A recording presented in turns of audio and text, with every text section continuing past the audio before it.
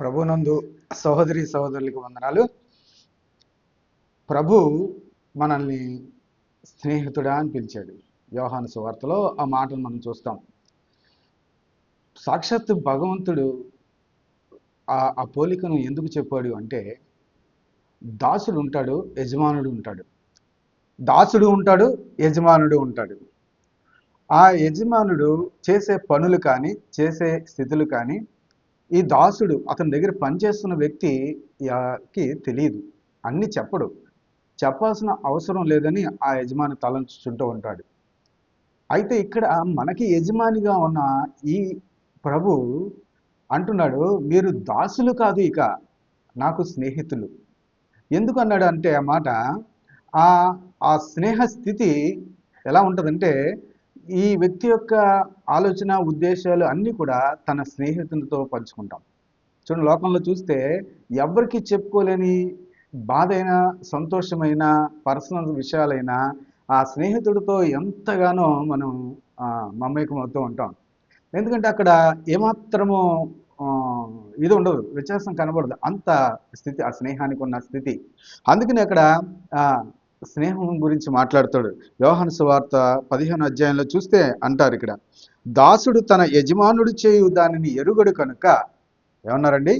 దాసుడు తన యజమానుడు చేయు దానిని ఎరుగుడు కనుక ఇక మిమ్మల్ని దాసులని పిలవక స్నేహితులను పిలుచుచున్నాను అంటున్నారు అక్కడ. అంత రిలేషన్ అన్నమాట, ఆయనకి మనకి అంత రిలేషన్ ఏర్పడింది. అందుకని ప్రతి సంగతి కూడా ఆయనకి మనము చెప్పుకోవచ్చు. ప్రతి ఆలోచన ఉద్దేశము ఆయనకు మాత్రమే తెలుసు. మనం పరుండుట, లేచుట, నిల్చుండుట, మాట్లాడుట, మాట్లాడక ముందే నాలుక మీదకి ఏ మాట వస్తుందో కూడా ఆయనకి తెలుసు. తల్లి గర్భంలో పిండంగా ఉండగానే ఆయన మనల్ని చూచిన కన్నులు, తల్లైనా ఆ గర్భం ధరించిన తల్లైనా చూడదు, ఆ బిడ్డ ఎలా ఉన్నాడో చూసుకోలేడు. తండ్రికి తెలియదు, కానీ ఆయనకు తెలుసు కనుక అంతగా చెప్తున్నాడు ఆయన. అందుకని ప్రతి విషయము కూడా ఆయనతో మనము సంభాషించుకోవచ్చు. అంతటి రిలేషన్షిప్ అరేంజ్ చేశాడు. అక్కడ తండ్రితో మాట్లాడుతున్న సంగతిలోనే ఈ సంగతి చెప్తాడనమాట. ఎందుకంటే నేను తండ్రి చేత వినిన సంగతులు ఏవైతే ఉన్నాయో అవన్నీ తెలియజేశాను అంటున్నాడు. ఎందుకంటే ఆ పరమ తండ్రి యొక్క సంగతులన్నీ ఈయనకే తెలుసు కుమారుడిగా. అంటే వేరు అని కాదు, మళ్ళీ తండ్రి అయినా కుమారుడైనా పరిశుద్ధాత్మదేవుడైనా ఒకటే. కానీ ఆ యొక్క తండ్రి యొక్క స్థితులన్నిటినీ కూడా ఈయనకి తెలుసు కాబట్టి మనము ఈయనకి వెళ్ళబుచ్చుకోవచ్చు సమస్తాన్ని.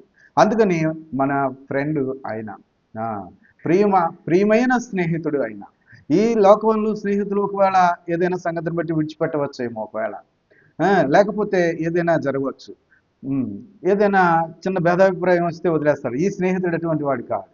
ఈ స్నేహితుడు అటువంటి వాడు కాడు. ఈయనతో ఫ్రెండ్షిప్ చేస్తే ఎట్లా ఉంటుందో రుచి చూసి తెలుసుకొనుడి అన్నాడు.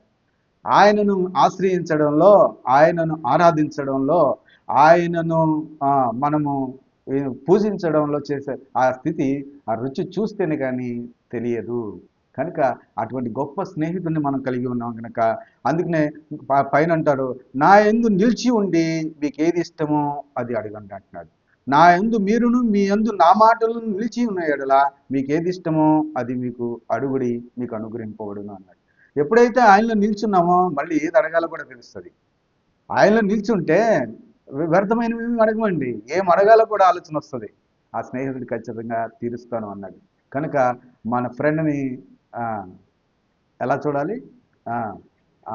జీవిత కాలం, ఆయుష్ ఉన్నంత వరకు యుగ యుగాలు ఆయనతో కలిసి ఉండే అనుభవం మనకిచ్చాడు. అందుని బట్టి దేవునికి స్తోత్రం. ఈ మాటలు దేవుడు దీవించును గాక.